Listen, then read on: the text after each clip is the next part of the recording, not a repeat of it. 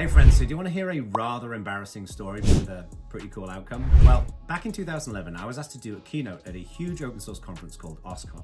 Now, at this point in my career, I'd done a bunch of keynotes already, but I'd never done a 15-minute keynote.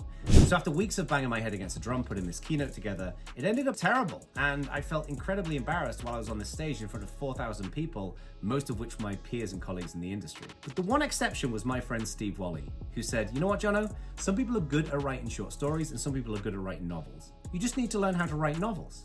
So I went and sat in a quiet corner of the Oregon Convention Center, and I wrote a blog post called Shorter Talks and New Tricks. And in that blog post, I basically recapped what I just told you. I did a keynote, it sucked, I learned something from Steve Wally, and it was just a huge learning experience for me. And what was interesting is that after I published that blog post, a bunch of people at the conference came up to me and said, you know, I really admired the fact that you were so open and so vulnerable. So when you screw up, don't hide it, write about it, share it, and have a conversation about it.